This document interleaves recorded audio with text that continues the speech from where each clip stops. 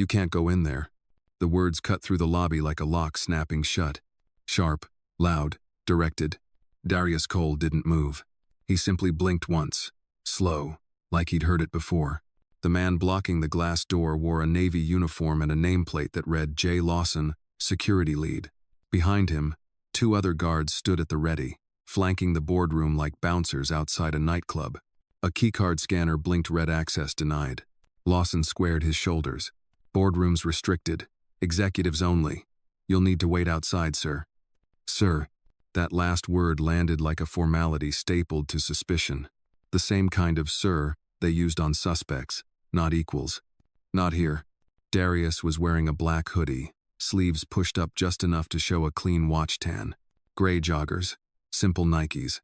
No briefcase, no badge.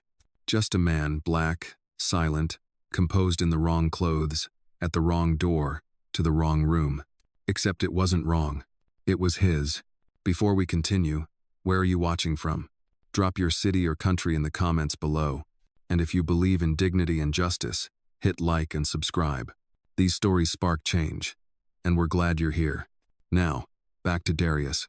He adjusted the strap of the leather folio in his hand, no logos, no flash, and stepped forward once. I'm here for the 9 a.m. session. Lawson tilted his head slightly. You were asked to wait in the reception area. We'll call your rep when it's time. No rep. No call. No mistake. Darius looked past him at the frosted glass door. Through it, he could see movement, men in suits adjusting ties. A woman setting up a touchscreen display. The boardroom. His boardroom. He took a breath, steady and low. I'm not a guest, and I don't need to wait. Lawson chuckled, cold. That's so? Look, I'm not here to argue, but I've worked this building for 8 years, and I know every exec who walks through that door. I don't know you. From behind the desk, a young receptionist, white, blonde, maybe 24, looked up, frowned. I don't see a Darius Cole on the guest list either, she said, uncertain. That name, spoken aloud, it stirred something in the air. One of the younger guards shifted his weight. The intern by the copier glanced up, paused, then kept typing. Still, the silence returned. Heavy, loaded. Lawson stepped closer, voice dropping. Listen, I don't know what you think this is, but this space is for board members and verified C-levels. Not vendors, not assistants, and definitely not. He didn't finish the sentence, but the pause screamed everything. Darius didn't flinch. He'd heard that pause before. In lobbies. At gates. Inside buildings with his name on the lease. This was nothing new. Lawson jabbed a thumb toward the entrance. Let's not make this into something. Please step outside before we have to call someone. Darius looked him in the eye. I am someone. The second guard stepped forward. Bigger. Buzz cut. Hands clasped like he was waiting for a green light. Sir, I need to ask you to step back from the glass, he said. Darius didn't move. Didn't blink. Didn't breathe loud. Behind the tinted boardroom door, a tall white man in a navy blazer glanced over. He saw the standoff, then turned away like closing a browser tab he didn't want to read. The receptionist's voice came again, more cautious this time. I checked the pre-registered names. There's no Mr. Cole on today's board session list. Lawson folded his arms. There it is. The second guard added, if you don't leave, we'll have to involve internal security, and you don't want that. That tone, it wasn't about protocol. It was permission. Permission to dismiss, to escalate, to remove. Darius breathed in through his nose. He thought of 2003. First job interview. First rejection. You don't look like someone who'd lead a division. He wore a suit that day. Navy blue. Fitted. Borrowed. Didn't matter. It never mattered. He was always too much. Too confident. Too calm. Too black. Now, 2 decades later, in the building his name financed, in front of the room his vision built, they still didn't see him. A few feet away, the intern Malik, 23, new hire, first week was pretending to clear the trash bins. But his phone was recording. No TikTok cuts, no captions. Just real time. Darius turned slightly, voice calm as ever. You're checking a list built by someone who doesn't know what seed I created. Lawson raised a brow. What does that even mean? It means, Darius said, You're verifying power with the wrong filter. Lawson didn't flinch. I don't care what you're implying. You're not getting in without clearance. From the hallway, a sharp click of heels echoed. Andrea Bell, 36, Senior Director of Strategy, rounded the corner holding 2 tablets and a coffee. She froze mid-step. Her eyes darted from Darius to the guards. Wait, she began. Lawson cut in fast. Ma'am, everything's under control. This gentleman was found outside the boardroom and refused to step back. Andrea's eyes narrowed. This gentleman, she repeated slowly. You mean Mr. Darius Cole? Silence. The air shifted. One of the guards blinked hard. The receptionist stopped typing. Lawson looked at her, then back at Darius. He's not. Andrea stepped forward fast. She placed the coffee on the nearest ledge and tapped her earpiece. Carla, she said sharply. CEO has arrived. He's at the boardroom. Security intercepted. A beat. Then Carla's voice came through crisp and clear, loud enough the intern could hear it from 15 feet away. Understood. Activating protocol clearance now. Level 1 override. Beneath the scanner, the red light turned green. The boardroom door clicked. Darius didn't smile. He didn't gloat. He just looked Lawson in the eye.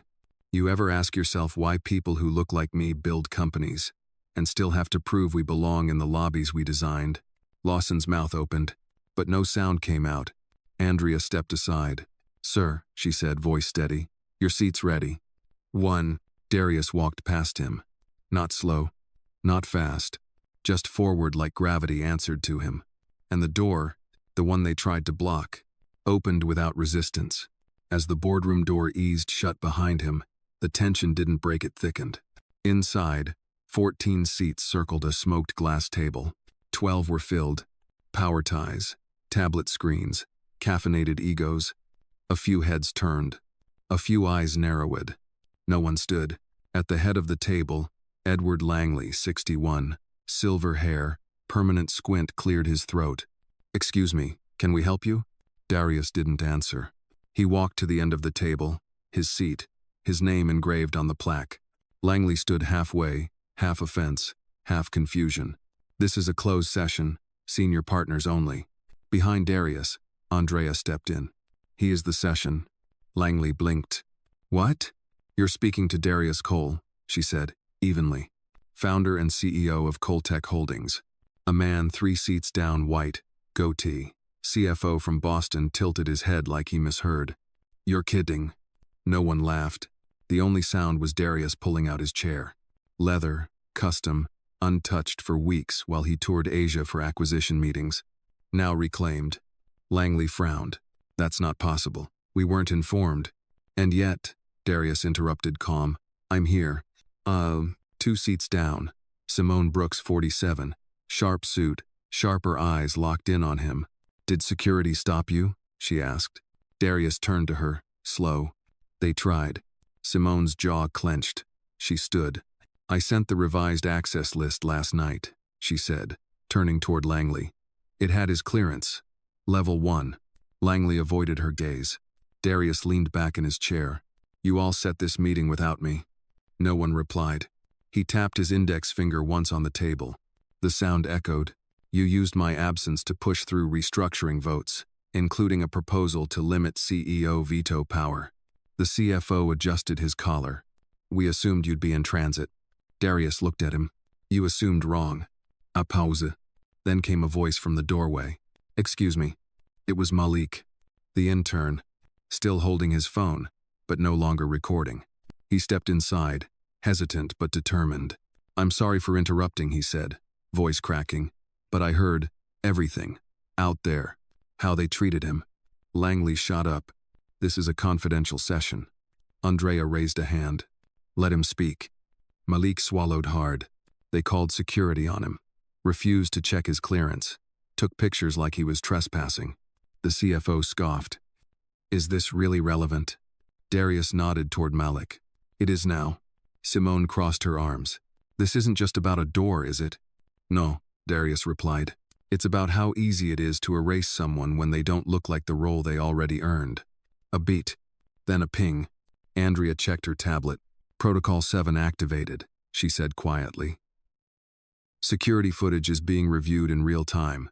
Carla's team is auditing live access logs. Langley's face tightened. You're escalating this? No, Darius said. I'm correcting it. His tone didn't rise, but the silence after felt like thunder that hadn't landed yet. Darius didn't raise his voice. He didn't need to. When power is real, it doesn't have to shout. He looked at Langley. You're the one who signed off on internal security policy, correct? Langley nodded stiffly. Darius turned to Simone. You sent the updated clearance list with my name on it at what time? 10:14 p.m. last night, she said, clear, stamped and logged. Andrea added. It was sent to all department heads, including building security. Darius paused, then tapped his folio. A small light blinked on. Audio recording. From it came a clipped voice, Lawson, the security lead. Boardrooms restricted. Executives only. You'll need to wait outside, sir. Another voice, the second guard. If you don't leave, we'll have to involve internal security, and you don't want that. And finally, the receptionist's voice. I don't see a Darius Cole on the guest list either. The recording stopped. No music. No edits. Just words. Darius folded the folio closed. I built this company with the belief that what we do matters more than how we look doing it.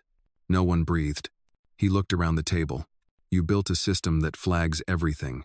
Every invoice, every visitor, every click. But the one thing it failed to catch this morning was the bias living inside your people. The CFO leaned forward, trying to recover control. We can't control every human interaction. No, Darius said, but we can hold people accountable for them. Langley scoffed quietly. This feels personal. Darius turned his head, slow. It is. Another beat.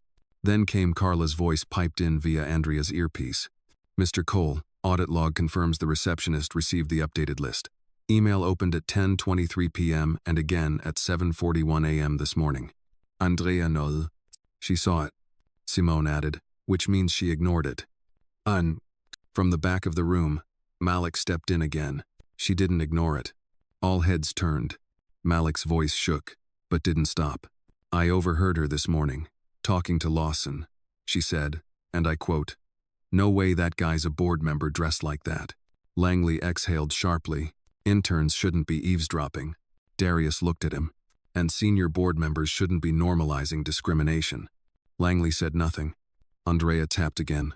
Carla also confirmed Lawson shared a photo of Mr. Cole in the staff group chat with the caption, "Hoodie watch at the boardroom IA time stamped 8:57 a.m. The CFO muttered under his breath. Simone's hands clenched. This is bigger than one incident, she said.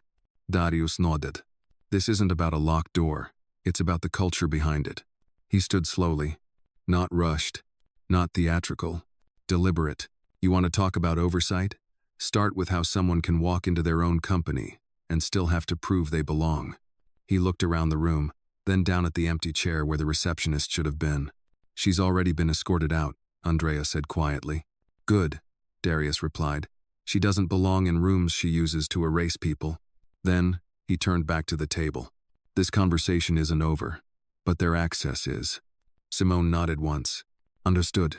The room was still, and somewhere deep in the building, a red badge turned gray. Simone broke the silence first.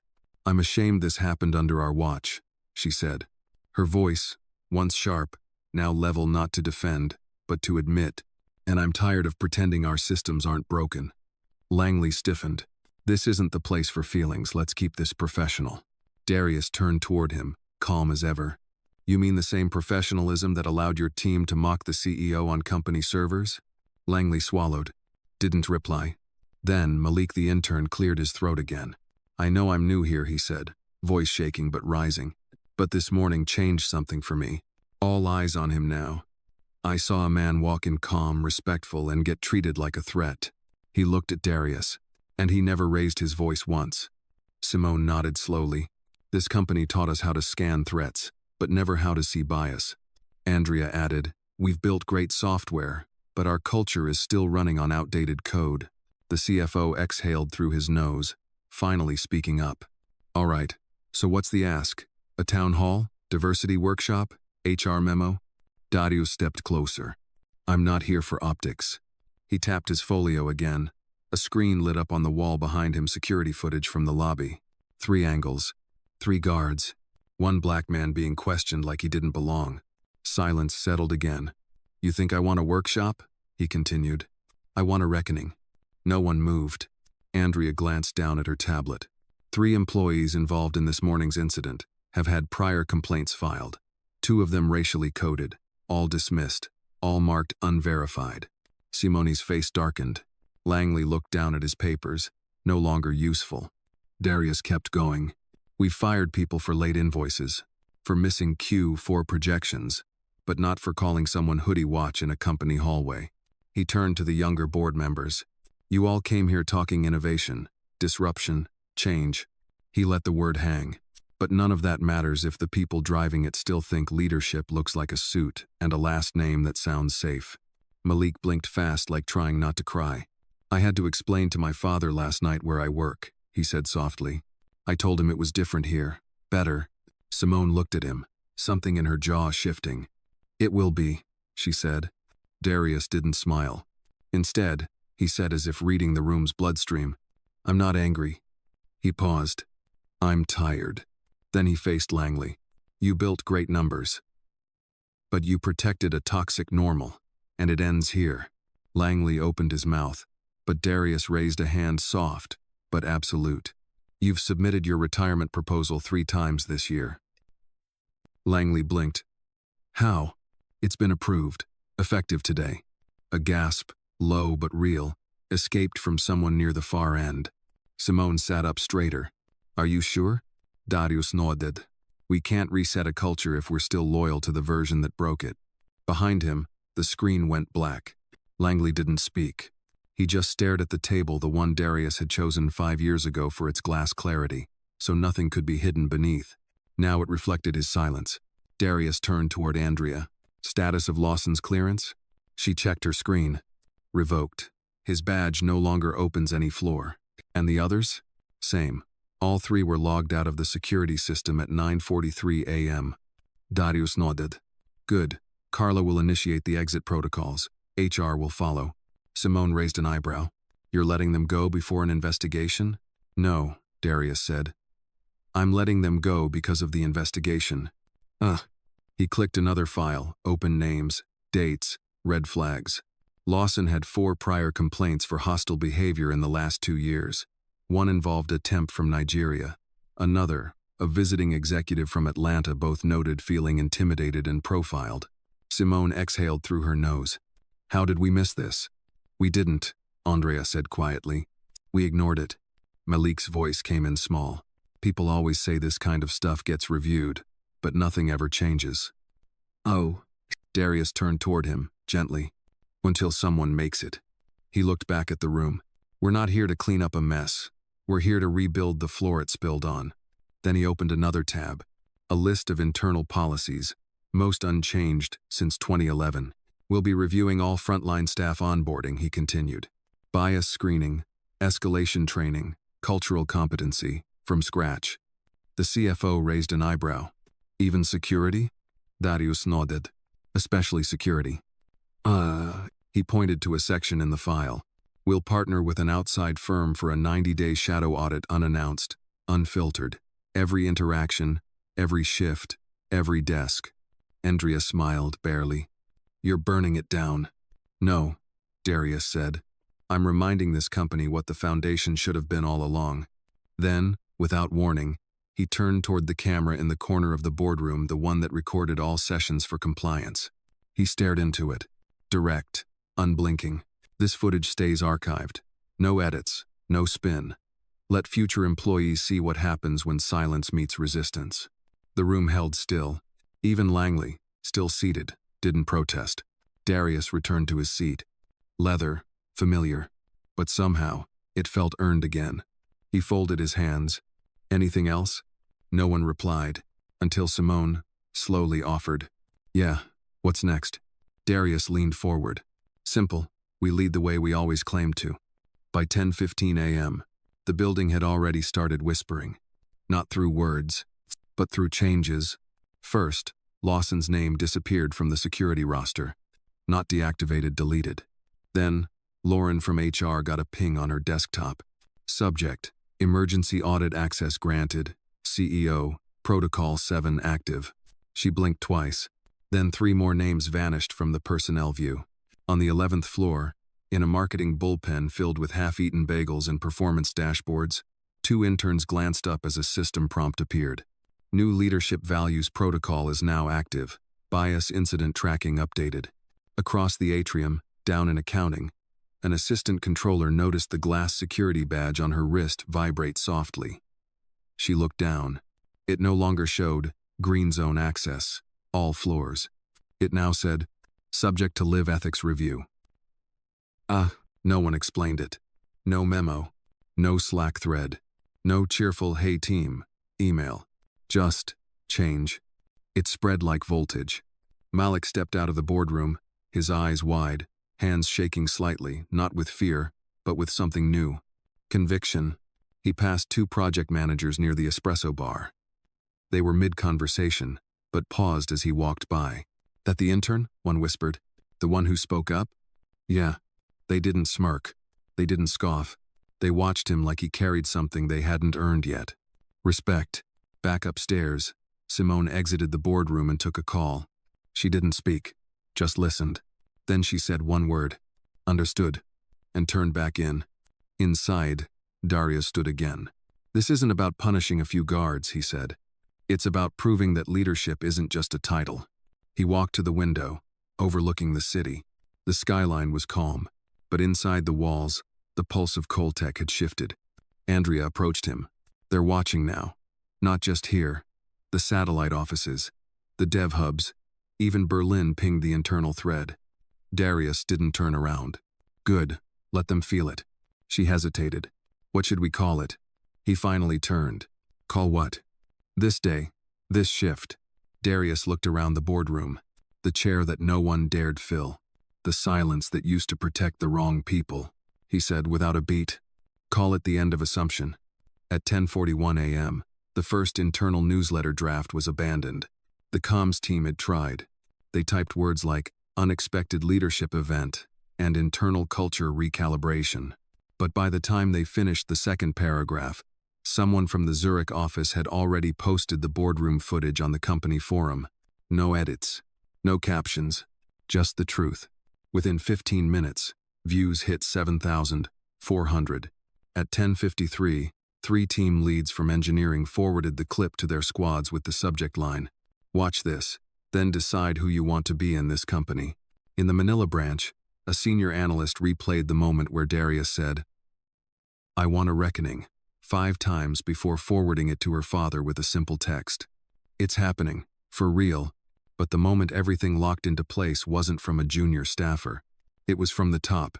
At 11:02 a.m., Darius received a personal email. From Charles E. Wexler. Subject, today. It read, Darius, I saw everything, not through the edit, through the room. And let me say what we should have said years ago. It's yours now, for real. No more shadows, no more half control. You built this, and it's time the world saw it with both eyes open.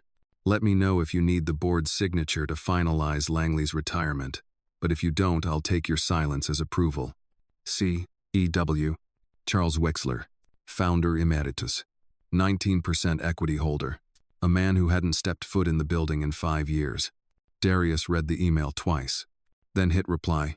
One word, approved. Andrea stood nearby, watching. Everything okay? Darius turned the screen so she could see. Andrea read the message. Her eyes didn't widen. She just nodded, like she'd known it was coming. Langley was holding back the culture for years, she said. He was holding back the future, Darius replied. Simone re-entered, holding her phone. Her face was firm. HR's getting flooded with internal statements. Some staff are scared, some are angry, most are relieved. Let them feel all of it, Darius said. No filter.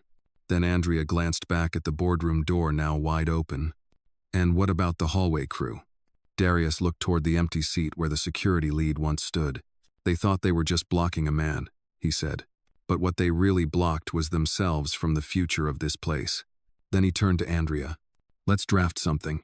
She raised a brow. Internal memo? No, Darius said. He walked back to his chair. Statement of intent.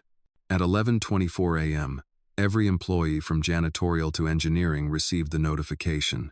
Subject line: to everyone watching, D. Cole. No branding. No formatting. No HR co-signature. Just plain text. One screen. Titled, Statement of Intent, by Darius Cole, founder and CEO. I walked into this building today and was treated like I didn't belong. Not by accident. Not because of protocol, but because some people still believe leadership has a dress code, a skin tone, or a preset script. I say no. I built this company from the basement of my mother's house. I've closed billion-dollar deals in silence and walked out of them with nothing but a notebook and a hoodie. And yet today my own team looked at me and saw a stranger. Let me be clear. Coltech will no longer reward fear dressed as tradition. We will no longer call ignorance a clerical error. And we will not train people to scan QR codes if we're not first teaching them to see human worth. Effective immediately, we are reevaluating every leadership post, starting with those who manage gatekeeping. All complaints marked unverified in the past 5 years will be reopened, and any system that protects titles over truth will be retired before year's end. You don't have to agree with how I lead, but you will feel it. I'm not writing this to scare anyone. I'm writing this so no one else has to explain why they were locked out of a room they built. If that makes you uncomfortable, you're finally paying attention. D. Cole. By 11:31 a.m., the company Slack exploded. A thread titled, Number Respect That Man, crossed 900 comments in under 7 minutes.